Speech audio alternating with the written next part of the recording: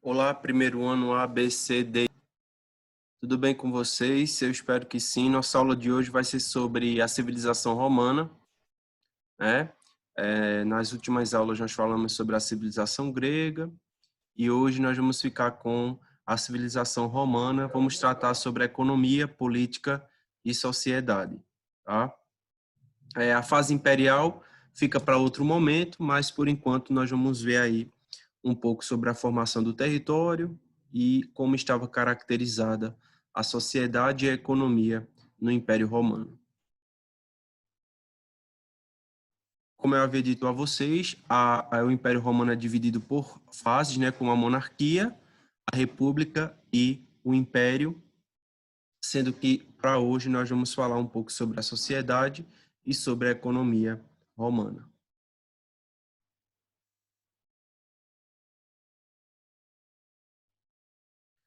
A localização está na Península Itálica, como vocês podem ver aí no mapa, no século 8 antes do nascimento de Cristo, e nós temos aí a divisão dos períodos da história romana, como a monarquia, a república e o império, que no caso é formado pelos czares, né? República pelo Senado e a monarquia pelo domínio aí dos etruscos.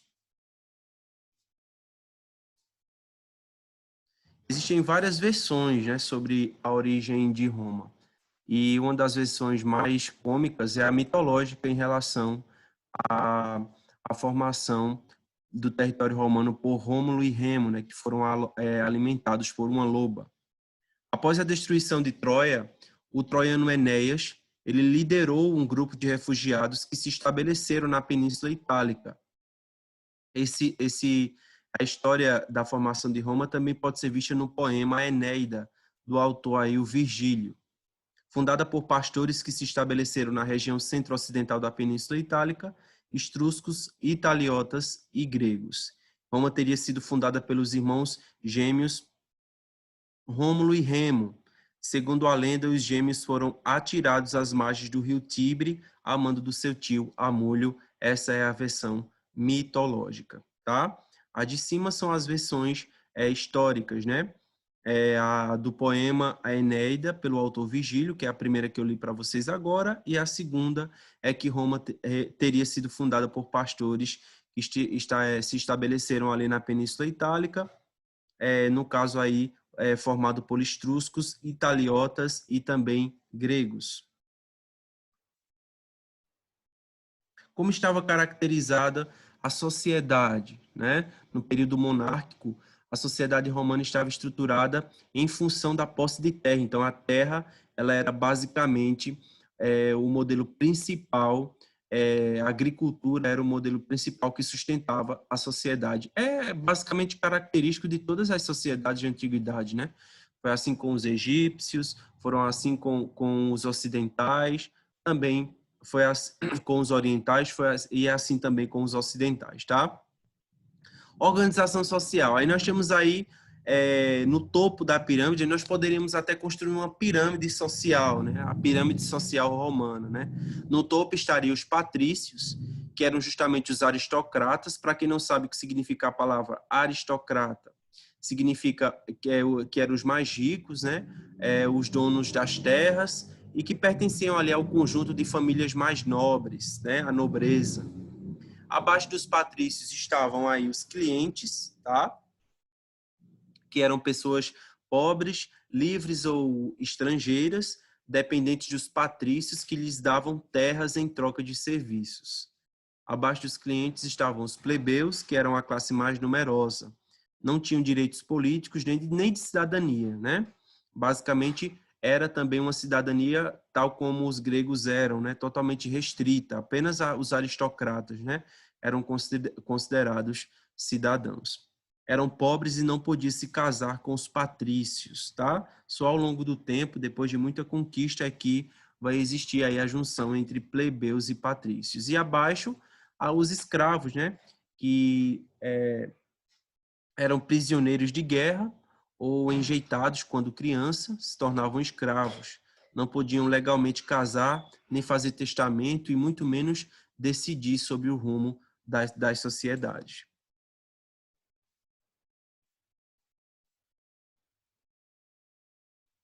No período republicano, nós temos aí uma característica muito importante na política romana, era que o Senado ele era o órgão principal da República, né? Era considerado o órgão máximo da República, né? Funcionava como um órgão legislativo, né? Que criava leis para a nação, né? Para a sociedade, cabendo-lhe decisões sobre guerra, paz, controle das questões econômicas, orçamento público e etc. Quem era que exercia as funções no Senado? Eram os magistrados, né? Eram os mais letrados, né? Exerciam funções executivas e administrativas, dividindo em questores, pretores, edes, pontífices e censores. Esses eram os magistrados que exerciam as funções dentro do Senado, tá, pessoal?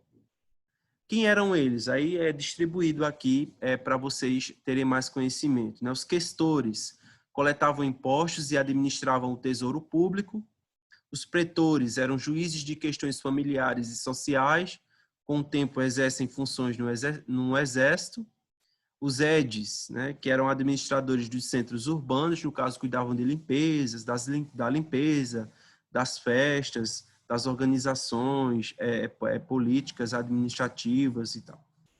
E os pontífices, encarregados dos cultos religiosos, e os censores eram aqueles que cuidavam do censo da população, né, da contagem.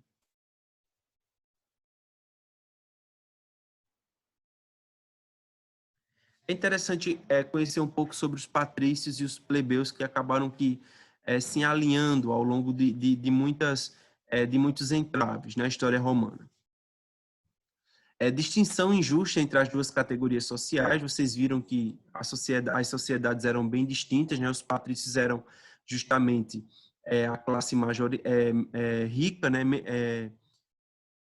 A minoritária, mas ao mesmo tempo a classe que possuía os privilégios, né? Eram compostos lá pelos aristocratas. Já os plebeus eram os trabalhadores urbanos que não tinham muitos privilégios, né?